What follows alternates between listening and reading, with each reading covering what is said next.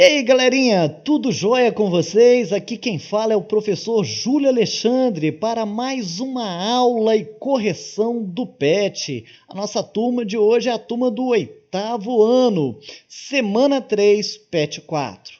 Antes de nós prosseguirmos, deixa eu te fazer uma pergunta, você já se inscreveu no canal? Galera, dá uma força, a gente não ganha nada para isso. A única coisa que a gente pede é inscritos. E olha que o meu trabalho não é monetizado, eu não ganho um centavo. Mas eu gosto de ver a resposta, ver que o trabalho está realmente ajudando vocês. E uma maneira que eu tenho de perceber isso é no número de inscritos. Então inscreve no canal, compartilha para que outros alunos do 6º, do 7º, do 9º ano também possam usufruir. Nós fazemos correções de português, correções de ensino religioso.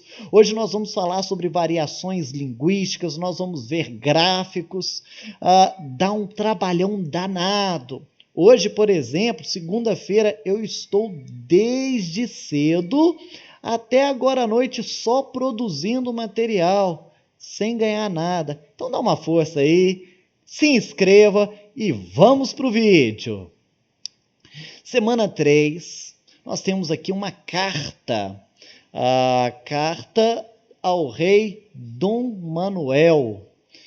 E eu nem sei por que estão aqui essas anotações. Isso aqui é coisa que eu não sei como explicar. Vou até apagar isso aqui. Isso aqui foi da aula da semana passada, foi da aula de ensino religioso. Como parou no português, nem me pergunta. Vamos lá. Carta a El Rei Dom Manuel. Senhor, domingo 22 do dito mês, às 10 horas mais ou menos, naquela época não tinha relógio digital, não tinha os relógios de pulso, era complicado, 10 horas mais ou menos. Houvemos vista das ilhas de Cabo Verde, a saber da ilha de São Nicolau, segundo o dito de Perescolar, piloto. E dali avistamos homens que andavam pela praia. Traziam arcos nas mãos e suas setas. Vinham todos rijamente em direção ao batel. E Nicolau Coelho lhes fez sinal que pousassem os arcos. Ele e eles os depuseram. Mas não pôde deles haver fala nem entendimento que aproveitasse, por o mar quebrar na costa. Andamos por aí vendo o ribeiro, o qual é de muita água e muito boa. Ao longo dele há muitas palmeiras, não muito altas, e muito bons palmitos. Contudo, a terra em si é de muitos bons ares frescos e temperados. Beijo as mãos de Vossa Alteza, pero vaz de caminha. Pois bem, a primeira pergunta que nós temos aqui, olha só, eu não estou entendendo o que aconteceu, as minhas respostas foram embora, ainda bem que as daqui não foram, né? Deixa eu conferir aqui, ok. Vamos ver se a gente responde aqui nesse momento. Vamos lá. Qual a provável época em que essa carta foi escrita? E que marcas evidenciam essa época no texto? Provavelmente, vamos fazer a resposta juntos então? Provavelmente, vírgula, provavelmente no ano de 1500, vírgula, na ocasião do descobrimento do Brasil. As evidências são, 2 pontos. Quais são as evidências? Primeiro, o conhecimento histórico deste que foi o primeiro documento escrito no Brasil.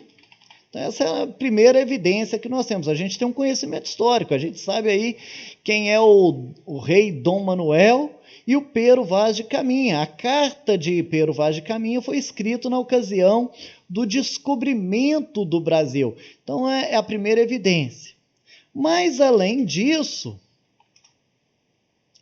a forma ou tipo de linguagem utilizada que remonta à época citada. Ou seja, a forma ou tipo ou estilo de linguagem utilizada que remonta à época citada, pela forma como foi escrita a carta. Como Pero Vaz de Caminha se dirige ao rei Dom Manuel? Pois bem, ele se dirige de forma respeitosa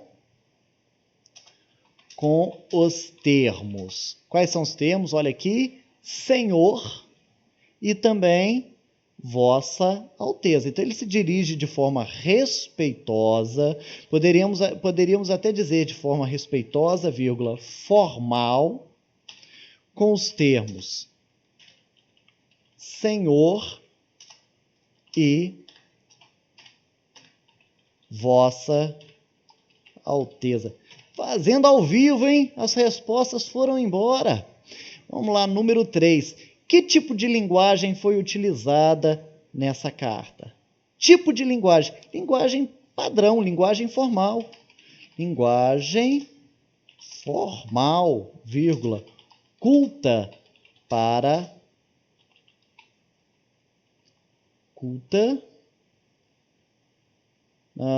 dentro do estilo da época. Opa! Ok. O que importa é a gente entender que é uma linguagem culta, uma linguagem padrão, uma linguagem rebuscada. Eu coloquei o termo formal aqui. Ótimo, uma linguagem formal, tá certo? Agora nós vamos para uma outra carta. Oi, André. O pessoal aqui em casa até que se vira. Meu pai e minha mãe trabalham. Meu irmão está tirando faculdade. Minha irmã mais velha também trabalha. Só vejo eles de noite. Mas minha irmã mais moça nem trabalha nem estuda. Então toda hora a gente esbarra uma na outra. Sabe o que ela diz? Que ela é que manda em mim. Vê se pode. Não posso trazer nenhuma colega aqui. Ela cisma que criança faz bagunça em casa. Só um detalhe, ó, quando ela diz que criança faz bagunça em casa e ela não quer que chame as colegas dela, então, supostamente, ou quase que com certeza, quem escreveu essa carta também é uma criança. As colegas dela são crianças, a irmã está falando assim, não vai trazer criança para cá. Então, provavelmente, quem escreveu essa carta foi uma criança. Continuando. Não posso nunca ir na casa de ninguém. Ela sai, passa a chave na porta, diz que vai comprar comida, ela vai namorar. E eu fico aqui trancada para atender telefone e dizer que ela não demora. Bem que eu queria pular a janela, mas nem isso dá pé. Olha a nossa câmera parando novamente. Vou tentar aqui rapidinho resolver o problema. Vamos ver se vai dar. Agora parece que não deu. Eita! Então vamos sem a nossa imagem ao vivo. Ao vivo nada, né? A nossa imagem animada. Vai ficar uma imagem estática aí para vocês. O que importa são as respostas, não é verdade? Então vamos lá. Sexto andar. Essa irmã que eu estou falando é bonita para burro. Você precisa ver. Nem sei o que ela é mais, se bonita ou mascarada. Imagina que outro dia ela me disse, eu sou tão bonita que não preciso trabalhar nem estudar. Tem homem assim querendo me sustentar, posso escolher à vontade. Aí eu inventei que o Roberto, um granfino que ela quer namorar, tinha falado mal dela. Sabe o que é que ele andou espalhando? Eu falei que você é tão burra que chega a meter aflição. levei uns cascudos que eu vou te contar. Que você é tão burra que chega levei uns cascudos que vou te contar. E de noite, quando o pessoal chegou, fui cedo para a cama porque logo vi que ia dar galho. Ela contou que eu continuava a maior inventadeira do mundo. Aí foi aquela coisa. Opa, pera lá. Isso. Aí foi aquela coisa. O pessoal todo ficou contra mim. Fui dormir na maior força, olha aqui, olha, de ser criança. Realmente era uma criança, podendo também ser gente grande. Não era para eu ter inventado nada. Saiu sem querer. Sai sempre sem querer. O que eu posso fazer? E dá confusão. É tão ruim. Escuta aqui, André, você me faz um favor? Para com essa mania de telegrama e me diz o que eu faço para não dar mais confusão. Por favor? Sim? Raquel. Ok, então nós temos aqui essa carta. E a primeira pergunta é: quem escreve a carta e para quem ela está sendo escrita? Eu não sei, você já escreveu carta? Hoje em dia não é tão comum escrever carta como era antigamente. Minha época era a época de muitas cartas, nós nos comunicávamos muito, não tinha e-mail, ligação telefônica era muito cara, celular a gente não tinha, então nós usávamos as cartas. E quem escreve carta sabe disso, olha só. Quando ela fala Oi André, ela está dizendo para quem essa carta está sendo escrita. Ela escreveu a carta para o André ler. E quem escreveu, está aqui, ó, Raquel. Então, quem é que escreve a carta? Vamos lá colocar a resposta de maneira anotada, que fica mais fácil para vocês acompanharem, não é? Quem escreve a carta é Raquel. Para quem está sendo escrita? Está sendo escrita, ou na verdade foi escrita, né? Talvez a pergunta melhor foi quem escreveu a carta e para quem foi escrita. Mas tudo bem. Eu vou colocar a resposta igual está ali na pergunta. Está sendo escrita para André. Só isso. Está respondido. Número 2. Qual é o grau de intimidade dessas duas pessoas?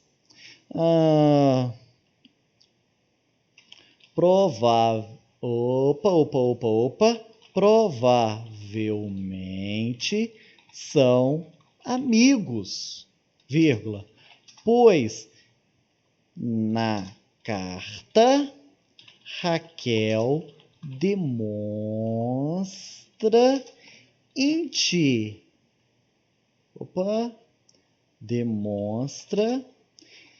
intimidade e liberdade para expor sua vida.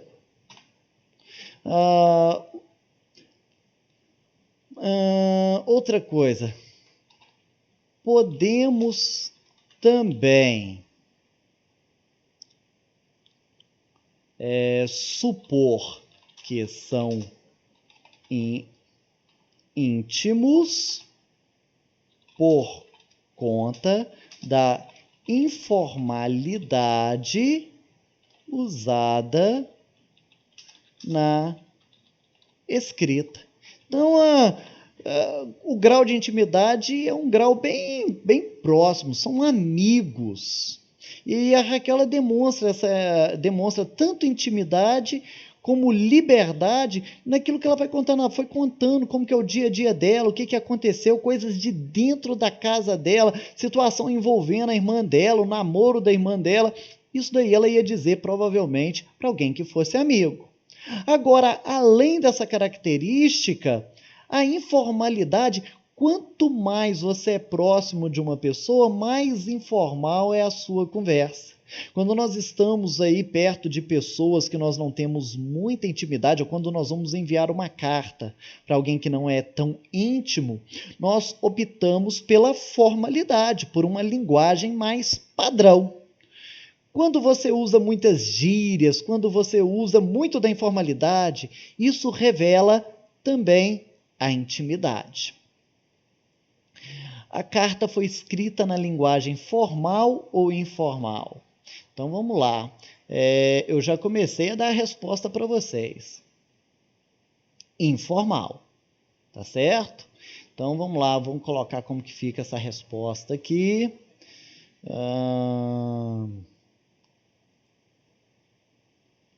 Linguagem informal. Ponto. Dê exemplos que justifiquem. Exemplos que justificam. 2 pontos. Vou começar a colocar aqui na outra linha. Vamos lá para o texto. Opa! É muito. Aqui não falo tanto de exemplos, eu vou colocar aqui pelo menos uns 5. O pessoal aqui em casa até que se vira. Olha a informalidade, olha essa expressão que está fora do padrão culto da linguagem formal. Vamos copiar essa frase aqui, vamos passar ela para lá. Ok. Lembra de colocar as suas frases entre aspas, tá certo? Vamos lá para mais uma. Meu irmão está tirando faculdade. Olha aí, olha. Quase que a cada linha você consegue uma informalidade. Estou falando que eu vou pegar só 5 exemplos, viu? Porque tá fácil demais.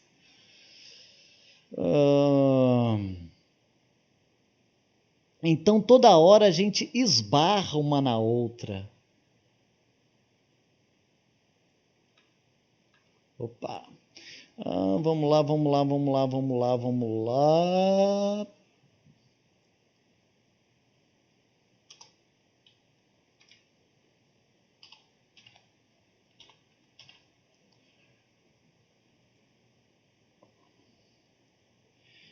Não posso nunca ir na casa de ninguém, ela sai, passa a chave, ela vai namorar, e eu fico trancada para atender o telefone e dizer que ela não demora. Bem que eu queria pular a janela, mas nem isso dá pé. 6º andar. Vou até colocar a frase aqui completa, bem que eu queria pular a janela, mas nem isso dá pé.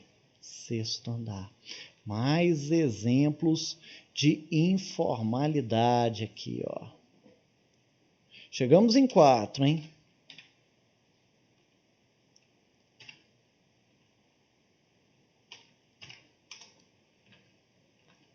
Toda hora eu bato Alt Tab aqui. Vamos lá. Essa irmã que eu tô falando é bonita pra burro. Falei que ia colocar 5 exemplos, né? Os 5 já foram. Você não precisa nem colocar os 5, não. Aqui está falando de exemplos. Às vezes 1, 2, quem sabe 3 já são suficientes para você cumprir. Eu vou colocar só mais um aqui, vamos lá. Disse 5, vou deixar mais um de brinde, porque não precisa mais do que 5 exemplos. Estou colocando 6. Opa! Olha o Alt Tab aí de novo, galera.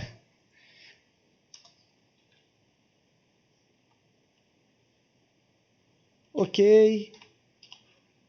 Tá aí a resposta.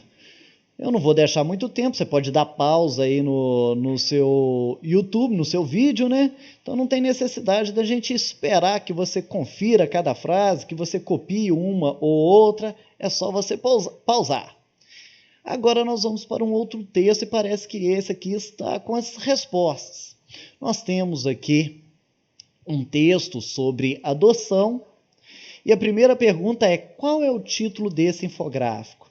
Gente, esses tipos de respostas, eles são complicados porque nem sempre a gente sabe exatamente o que está na cabeça da pessoa que formulou a pergunta.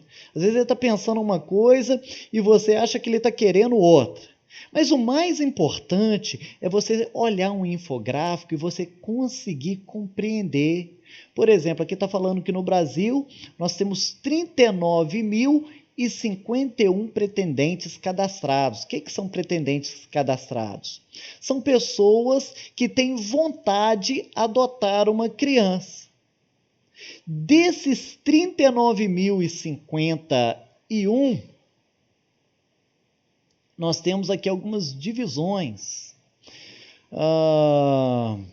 17.359 responderam que aceitam todas as raças, não importa qual é a raça da criança que vai ser adotada. Isso significa que 44,45% aceitam. 26.327, ou seja, 67%, o total de pretendentes que não aceitam adotar irmãos. Ou seja, eu quero adotar só uma criança, eu não quero adotar os irmãos. Aqui nós temos o total de crianças e adolescentes cadastrados. Aqui a gente tinha o total de pretendentes. Aqui nós temos o total de crianças. Até 10 anos, 3.314. De 11 até 17, 4.008. Somando as duas, nós chegamos em 7.322. Aí talvez você vira para mim e fala assim, professor, mas se eu somar esses dois aqui, não dá 39.051. Obviamente que não, porque aqui não é uma soma, não significa que todo mundo que aceita todas as raças não aceite adotar irmãos. Às vezes uma pessoa que virou e falou assim, eu aceito adotar de todas as raças. E ele também tenha falado assim, eu aceito adotar irmãos, tá certo? Então, esses dois aqui somando não vai dar esse total. Agora aqui sim. Porque aqui eu estou pegando todas as crianças até 10 anos e todas as crianças de 11 a 17. Quem tem de 11 a 17 não tem até 10. Quem tem até 10 não tem de 11 a 17. Não tem como esse aqui se encaixar nesse. No de cá, o daqui pode se encaixar nesse daqui. Tá beleza? Não vou explicar mais profundamente, a gente precisa ter uma visão superficial. Depois você pergunta ao seu professor de matemática, tá bom? Outros dados em relação ao número. Nós pegamos aqui o total de crianças e adolescentes cadastradas. Desses 7.322, quase a metade, 44,48%, são meninas, 3.257. 4.065, ou seja, 55,52%, é do sexo masculino. E 4.506, 61,54%, possuem irmãos. O que eu posso dizer? Professor, somando isso aqui não dá aqui, ó. Você vai somar esse com esse para chegar nesse total. Porque desses aqui podem entrar aqui, desses aqui podem entrar aqui, tá certo? Agora é uma análise no Paraná, num dos estados brasileiros. Nós temos 4.034 pretendentes e nós temos um total de 881 crianças. O importante é você olhar para esses gráficos e você conseguir compreendê-los, tá certo? Dito isso, vamos responder as perguntas para a gente ver o quanto que a gente entendeu dos gráficos. Primeira pergunta, qual o título desse infográfico? Números sobre adoção. Tranquilo. Qual é a introdução desse gráfico? Mudanças devem ocorrer para acelerar os processos de adoção no país. Beleza? Que imagens estão presentes no texto? E o que elas representam? É o que eu falei. Aqui é uma coisa tão relativa, eu vou tentar entender a mente de quem elaborou o PET, de quem elaborou pelo menos essa semana do PET, ou esse exercício aqui que nós estamos. O que eu entendo por imagem? Isso aqui eu estou vendo como imagem, isso aqui eu estou vendo como imagem, isso aqui eu estou vendo como imagem, esses desenhos aqui eu estou vendo como imagem, essa barra eu estou vendo como imagem. Então a minha resposta é meia circunferência E o que elas representam? Representam o número de pretendentes no Brasil que aceitam ou não adotar de todas as raças e o número de pretendentes que aceitam ou não adotar irmãos. Coloquei esse aqui, que para mim é um desenho, ou é uma imagem, melhor dizendo. Barras horizontais. Nós temos aqui, barras horizontais, representam do total de 7.322 crianças cadastradas, quantas têm até 10 anos e quantas têm de 11 a 17 anos. Bonequinha rosa e bonequinho azul representam o sexo da criança ou adolescente. Ok. Nós temos mais uma barra horizontal que representa a relação do número total de pretendentes e o número total de crianças a serem adotadas no Paraná. Para você conferir melhor, vou fazer o seguinte, parei a tela, pode dar pausa. Deu a pausa, deixa eu descer agora um pouquinho para você ver a continuação. Tirar aqui o cursor, dá para ver direitinho? Deu a pausa? Vamos para a próxima pergunta, então. Quais tipos de gráficos estão presentes no texto? Nós temos aqui diagramas e infográficos. Nos diagramas nós temos os gráficos em barra, nós temos os gráficos de setor, nós temos aqui o infográfico, tá certo? Resposta tranquila. Requer um conhecimento prévio, mas é uma resposta tranquila. Número 5. Qual o assunto tratado nesse infográfico? Dados ligados à adoção. Tá certo? Nós poderíamos colocar dados ligados à adoção, vírgula, relação pretendentes e crianças